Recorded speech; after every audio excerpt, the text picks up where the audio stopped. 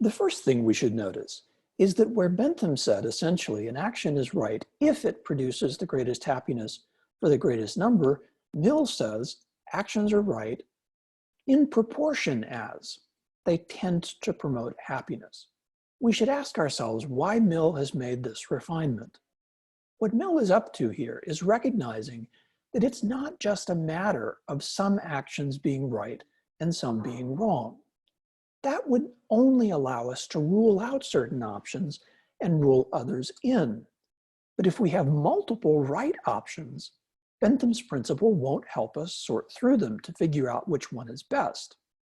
We're often in this situation, which philosophers call choosing between competing goods. We have several good options, but when we want to know which of them is best, we need a principle that will allow us to compare them with one another and to rank them. So Mill writes, in proportion as, in place of if, to recognize that our situation is often not black and white. We need not just an absolute rule that will tell us yes or no. We need a rule that will function comparatively to help us rank options in relation to one another. And the reverse is also true. Sometimes we're in a situation where there are no good options. In a situation like that, we want to know which option is not as bad as the others, which is the best of multiple bad options. And Mill's language of in proportion as gives us that comparative rule, not just the black and white absolute rule. The second major revision Mill makes to Bentham's GHP is the little word tend. It would be easy to overlook this little word tend, but there's a very important insight contained in this change. It is impossible to know in any given situation what consequences for pleasure and pain for myself and for everyone else an action will produce. What we can know is what consequences actions tend to cause, meaning they do this most of the time. Why does that matter? Mill wants to forestall two objections. The first is the objection that we can't know the consequences of actions with 100% certainty. He wants to say no, but we have a lot of information about what consequences usually follow from specific kinds of actions. He's going to come back to this point later on, and we want to pay attention to it when he does. The second is a very important point.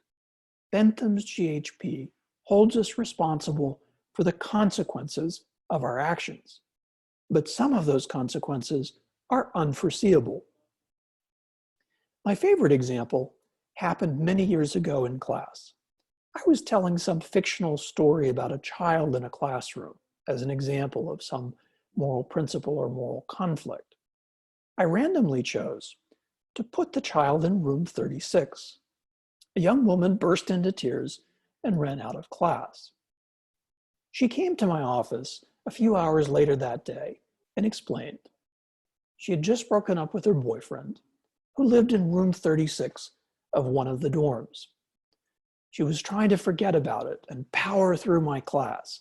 And boom, when the number 36 came out of my mouth, it all came flooding back to her again.